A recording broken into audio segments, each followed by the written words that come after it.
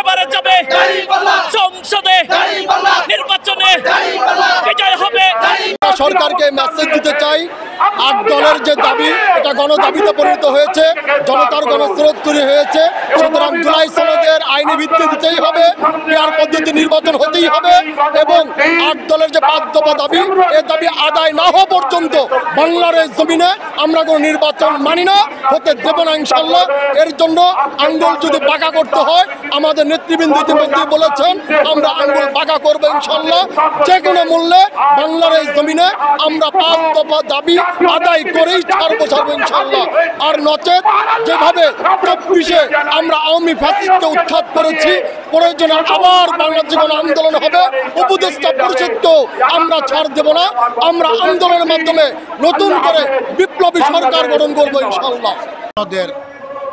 হানা ভোটের আমরা ভোটের জুলাই সনদের বাস্তবায়ন হোক, জুলাই সনদ যেন বাস্তবায়ন হয়।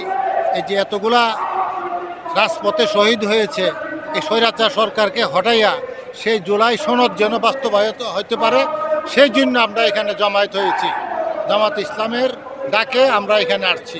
আগামী নির্বাচন যাতে জুলাই সনদ বাস্তবায়ন হয় এবং সেই গণভোটের লক্ষ্যে আমরা আজকে সমাবেশ আছি। জুলাই সনদ আজকে 5টা দাবি আমাদের: জুলাই সনদ বাস্তবায়ন, গণভোট এবং ফেব্রুয়ারি নির্বাচন আগেই গণভোট আমাদের দিতে হবে। এটা আজকে আমাদের মূল দাবি।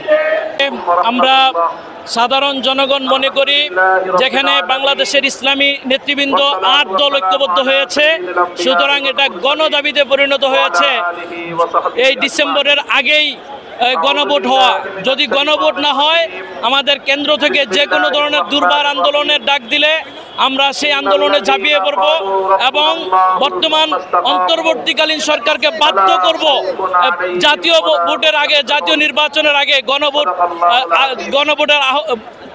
গণভোটের প্রস্তুতি সম্পন্ন করা।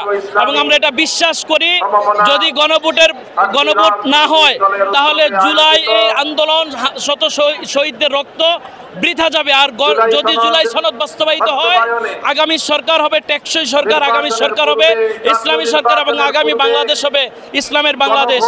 আর যারাই এই গণভোটকে নস্যাৎ করতে চায়, বুঝতে হবে তারা সেই স্বৈরাচারের দোসর, তারা বাংলাদেশকে আবারও পিছনে নিয়ে যেতে চায়, তারা আওয়ামী লীগকে স্টাবলিশ করতে চায়, যারা এই গণভোটকে পিছাতে চায়। আমরা ঐক্যবদ্ধভাবে আন্দোলন করে হলেও বাংলাদেশের গণমানুষের এই দাবি গণভোটকে নভেম্বরের মধ্যে বাস্তবায়নের চেষ্টা করবে ইনশাআল্লাহ। আমি এসেছি আমাদের 5 দফা দাবি আদায়ের লক্ষ্যে। জুলাইয়ের সনদের যে বাস্তবায়ন, এটা আমরা নির্বাচনের আগে চাচ্ছি। আমরা চাচ্ছি দেশে সকল ইসলামী দলগুলো একজোট হয়েছে, অবশ্যই আমরা এটা বাস্তবায়ন দেখতে চাই এবং দেশে হাজার হাজার লোক আপনারা দেখতে পাচ্ছেন, সকলের দাবি একটাই, জুলাই সনদ বাস্তবায়ন করতে হবে। আমি বলতে চাই বাংলাদেশ সকল জনগণকে, আমরা সমস্ত ইসলামী দল একত্রিত হয়েছি, সমস্ত দলের একত্রিত হয়ে আমরা বক্তব্য চলতেছে।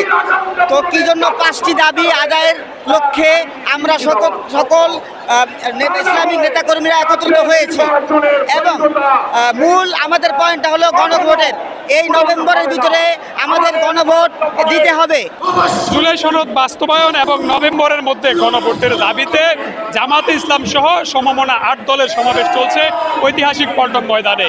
আপনারা জানেন যে এরই মধ্যে তাদের 5 দফা দাবিতে তারা এই সমাবেশটি করছে, যেখানে অন্যতম সমাবেশ ছিল বাংলাদেশ আওয়ামী লীগ সহ এবং আওয়ামী লীগের দোষও যারা ছিল, জাতীয় পার্টি সহ 14 দলের কর্মসূচির কার্যক্রম নিষিদ্ধের দাবিতে। এবং তারা যেটি বলছেন যে কোনো মূল্যে আজকের সমাবেশ থেকে তারা এমন একটি দাবি তুলবেন এবং আজকের সমাবেশ থেকে তারা একটি বার্তা দিবেন যে কোনোভাবে হোক নভেম্বরের মধ্যে জুলাই সনদ বাস্তবায়ন এবং গণভোটের মাধ্যমে এবং একই সাথে মহান জাতীয় সংসদে উচ্চকক্ষ এবং নিম্নকক্ষ 2 স্থানে পিআর পদ্ধতিতে নির্ধারণ হবে আগামী দিনের প্রতিনিধিত্ব।